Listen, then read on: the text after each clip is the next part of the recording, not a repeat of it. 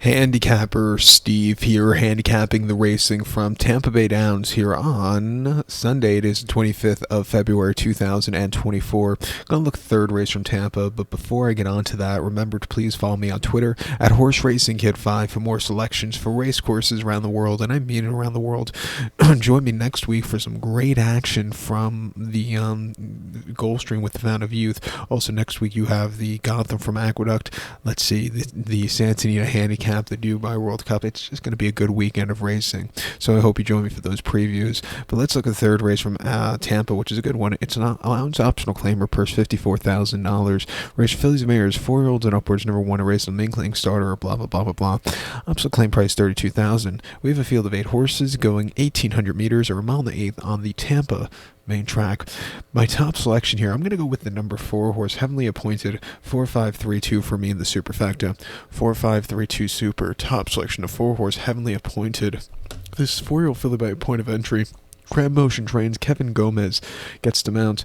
The horse's most recent outing came 21st January at Tampa, mile 16th in allowance race 2000, and he won by 1 3/4 lengths that day, and he sat back early. He's not a gate speed horse as of recently. He can show speed, but as recently he hasn't really showed it. He sat back early, he slowly got into the groove of it, and he had a great turn of foot and a little bit wide late, but he had a great turn of foot to win. Went away with it by 1 3/4 lengths. I thought that was a very good effort. His last 2 efforts with blinkers on have really improved him a lot to find the winner's circle. 2 back in main special weight 2000 locally, mile 16th, 8th of December. Went by 2 1/4 lengths. Again, sat back early, a little bit wide. He got the job done, closing up well. A very good effort for him there. And then prior to that, at Delaware in early October, 7.5 in a main special weight. He finished second by a neck that day. He just kind of stalked. He lugged in, and he just wasn't really comfortable that day. Off of that run, he really needed the blinkers. And again, prior to that at Delaware, mile 16th in the main special weight, finished third by 1 3/4 lengths. He was very wide, had to steady a few times. If he didn't have to steady, he probably would have won by open lengths, but he ran his heart out that day.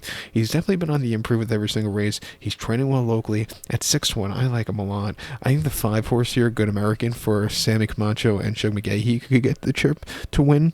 Most recently, in mile 16th off the turf on the Tapeta at Gulfstream on Boxing Day, he finished 6th by 3.5 lengths there, and he was wide. He just didn't show up. Maybe he just didn't like Gulfstream. Prior to that, over the 1.5 mile at Keeneland in the allowance race, finished 6th by 6 lengths. He was wide, and again, he just never changed leads, but he ran terrifically at Kentucky Downs over the extended 1.25 mile. He won by 1 3/4 lengths that day, and on the front end from a tracking trip, he went away with it.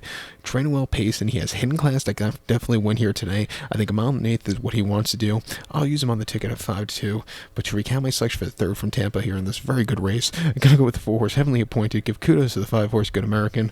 4532 super, 4-5 in the multi race. So good luck to all, and please follow me on Twitter at Horse Racing Kit 5. Good luck, everybody.